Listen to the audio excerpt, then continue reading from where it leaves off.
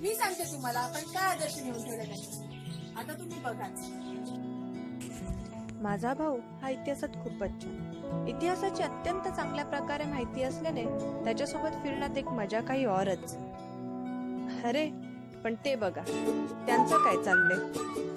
आजकालच्या लोकांच्या मानसिकतेनुसार विचार केल्यास हे नवतरुण जणू आपल्या प्रेमाचाच इतिहास भिंतीवर कोरत आहेत.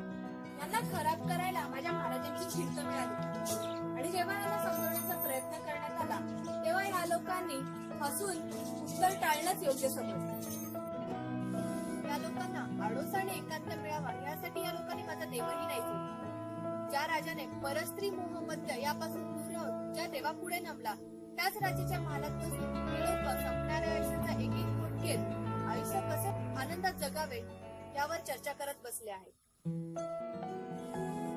तेव्हा त्या लोकांना सांगितले की दारू पिऊ नका, तेव्हा त्यांनी बजावून असं म्हटलं की ह्या जागेचा वापर दारू पिण्यासाठी नाही करणार कशासाठी करणार, हेच कमी होतं की काय. म्हणून ते अजूनही पुढे असं म्हणाले की ते आहे तरी काय, चार मंदिरं आणि या पडक्या भिंती त्यापेक्षा दक्षिण भारतात जाऊन बघा.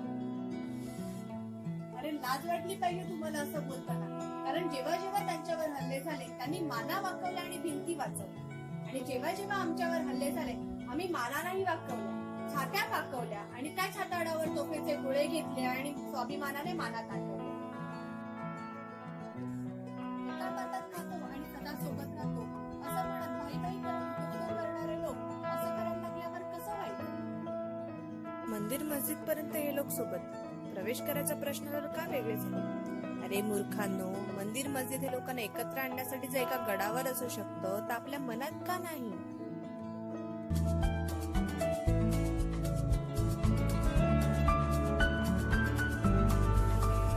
या सगळ्यांचीच कमी होती म्हणून हा बघा मजनू किसा लैलासाठी केक घेऊन चाललाय. बघा तरी कसा मस्त साजरा केलाय वाढदिवस याने.